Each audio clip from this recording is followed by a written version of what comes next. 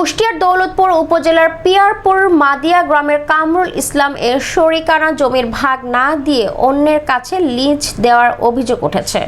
এ বিষয়ে কামরুল ইসলাম বলেন, মাদিয়া স্কুলের পিছিয়ে আমার পিতার একটি রয়েছে। সেই জমির আমি ও ভাগ পাই প্রায় 10 কাঠা পরিমাণে, কিন্তু আমার ভাই হামিদুল ইসলাম জমির ভাগ না দিয়ে ইট ভাটা করেছে।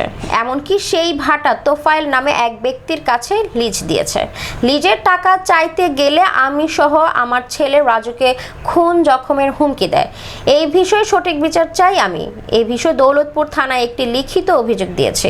এই বিষয়ে এলাকাবাসী জুয়েল রানা, রফিকুল ইসলাম, রাজু আহমেদ বলেন, আমরা চিনি এবং জানি এই জমি কামরুল ইসলামের, তার ভাই জোর করে অন্যের কাছে লিজ দিয়ে রেখেছে।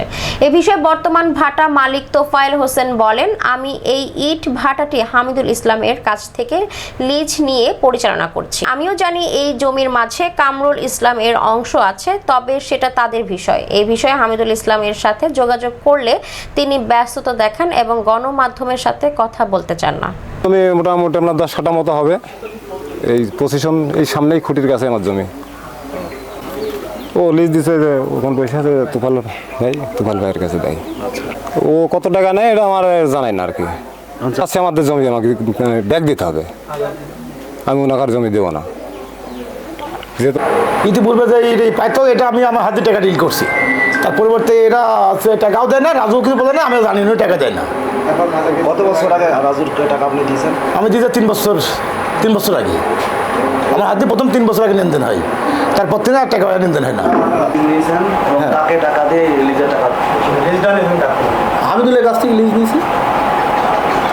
টাকা কি হয়? টাকা হামিদুলের দিতে প্রতি বছর।